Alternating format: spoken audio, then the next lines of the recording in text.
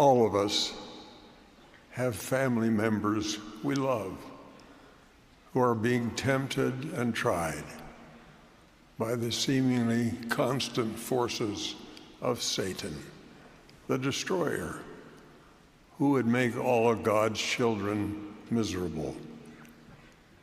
For many of us, there have been sleepless nights.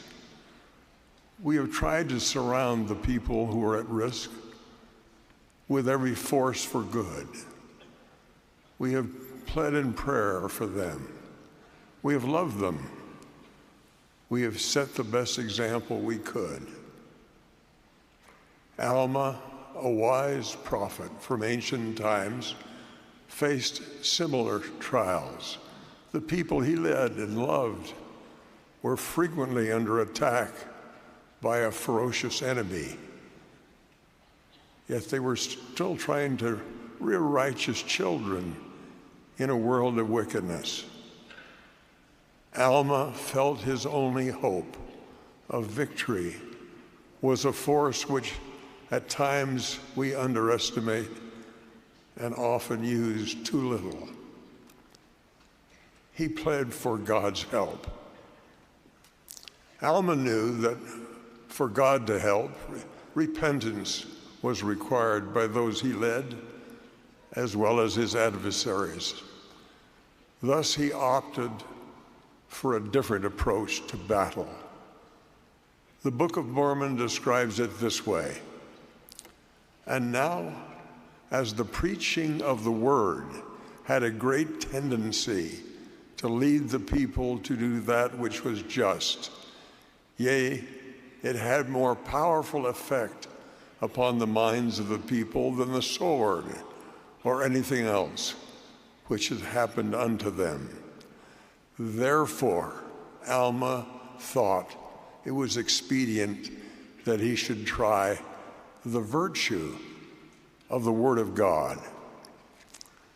The Word of God is the doctrine taught by Jesus Christ and by his prophets. Alma knew that the words of the doctrine had great power. In the 18th section of the Doctrine and Covenants, the Lord revealed the foundation of his doctrine. "For behold, I command all men everywhere to repent. For behold, the Lord your Redeemer suffered death in the flesh, wherefore he suffered the pain of all men, that all men might repent and come unto him. And he hath risen again from the dead, that he might bring all men unto him on conditions of repentance. And you shall fall down and worship the Father in my name. You must repent and be baptized in the name of Jesus Christ. Ask the Father in my name in faith, believing that you shall receive, and you shall have the Holy Ghost. And now, after you have received this, you must keep my commandments in all things. Take upon you the name of Christ, and speak the truth in soberness. And as many as repent and are baptized in my name, which is Jesus Christ, and endure to the end, the same shall be saved." In those few passages, the Savior gives us the perfect example of how we should teach his doctrine. This doctrine is that faith in the Lord Jesus Christ, repentance, baptism, receiving the gift of the Holy Ghost, and enduring to the end blesses all of God's children. As we teach these principles to those we love, the Holy Ghost will help us know the truth. And because we need the prompting of the Holy Ghost, we must avoid speculation or personal interpretation that goes beyond teaching true doctrine. That can be hard to do when you love the person you are trying to influence. He or she may have ignored the doctrine that has been taught, It is tempting to try something new or sensational, but the Holy Ghost will reveal the truth of truth only as we are cautious and careful not to go beyond teaching true doctrine. One of the surest ways to avoid even getting near false doctrine is to choose to be simple in our teaching. Safety is gained by that simplicity, and little is lost. Teaching simply allows us to share the saving doctrine early on, while children remain untouched by the deceiver's temptations that will later confront them long before the truths they need to learn are drowned out by the noise of social media, peers, and their own personal struggles. We should seize every opportunity to share the teachings of Jesus Christ with children. These teaching moments are precious and far fewer compared to the relentless efforts of opposing forces. For every hour spent instilling doctrine into a child's life, there are countless hours of opposition filled with messages and images that challenge or ignore those saving truths.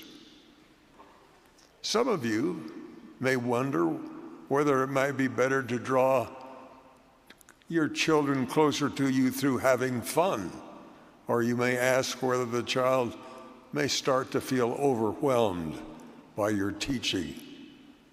Instead, we should consider, with so little time and so few opportunities, what words of doctrine can I share that will strengthen them against the inevitable challenges to their faith?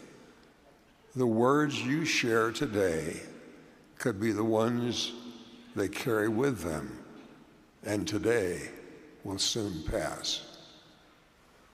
I have always admired my great-grandmother, Mary Bomley's devotion to sharing the doctrine of Jesus Christ. Her family was taught by missionaries in Switzerland when she was 24. After being baptized, Mary decided to join the saints in America, so she made her way to Switzerland, to Berlin, and found work with a woman who employed her to weave cloth for the family's clothing. Mary lived in a servant's room and set up her loom in the home's living area. At that time, teaching the doctrine of the Church of Jesus Christ of Latter-day Saints was illegal in Berlin. But Mary found she could not keep from sharing the things she had learned. The woman of the house and her friends would gather around the loom to hear Mary teach. She spoke of the appearance of Heavenly Father and Jesus Christ, to Joseph Smith, the visitation of angels, and the Book of Mormon. Remembering the accounts of Alma, she taught about the doctrine of the resurrection. She testified that families can be reunited in the celestial kingdom. Now, Mary's enthusiasm to share the doctrine of the restored gospel soon caused trouble. It was not long before the police took Mary off to jail. On the way, she asked the policeman for the name of the judge she was to appear before the next morning. She also asked about his family and if he was a good father and husband. The policeman described the judge as a man of the world. In the jail, Mary requested a pencil and some paper. she spent the night writing a letter to the judge, bearing witness to the resurrection of Jesus Christ, as described in the Book of Mormon, discussing the spirit world and explaining repentance. She suggested that the judge would need time to reflect on his life before facing final judgment. She wrote that she knew he had much to repent of, which would deeply sadden his family and bring him great sorrow. In the morning, when she had finished her letter, she gave it to the policeman and asked him to deliver it to the judge, and he agreed to do so. Later, the policeman was summoned by the judge to his office. The letter Mary had written was irrefutable evidence that she was teaching the doctrine of the restored gospel and by so doing, breaking the law. However, it wasn't long before the policeman returned to Mary's cell. He told her that all charges were dismissed and that she was free to go. Her teaching the doctrine of the restored gospel of Jesus Christ had caused her to be cast into jail, and her declaring the doctrine of repentance to the judge got her cast out of jail. Mary Bomley's teaching did not end with her release. The record of her words passing true doctrine down through generations yet unborn. Her belief that even a new convert could teach the doctrine of Jesus Christ has ensured that her descendants will be strengthened in their own battle. As we do our best to teach those we love about the doctrine of Jesus Christ, some may still not respond. Doubts may creep into your mind. You might question whether you know the Savior's doctrine well enough to teach it effectively. And if you've already made attempts to teach it, you may wonder why the positive effects aren't more visible. Don't give in to those doubts. Turn to God for help. Yea, and cry unto God for all thy support. Let the affections of thy heart be placed upon the Lord forever. And I would that you should be humble and be submissive and gentle, easy to be entreated, full of patience and long-suffering, being temperate in all things, being diligent in keeping the commandments of God at all times, asking for whatsoever things ye stand in need, both spiritual and temporal, always returning thanks unto God for whatsoever things you do receive. If you pray, if you talk to God, and if you plead for his help for your loved one, and if you thank him not only for help, but for the patience and gentleness that come from not receiving all you desire right away, or perhaps ever, then I promise you that you will draw closer to him. You will become diligent and long-suffering, and then you can know that you have done all that you can to help those you love and those you pray to navigate through Satan's attempt to derail them. But they that wait upon the Lord shall renew their strength, and they shall mount up with wings as eagles, and they shall run and not be weary, and they shall walk and not faint. You can find hope in the scriptural record of families. We read of those who turned away from what they were taught, or who were wrestling with God for forgiveness, such as Alma the younger, the sons of Mosiah and Enos. In their moments of crisis, they remembered the words of their parents, words of the doctrine of Jesus Christ.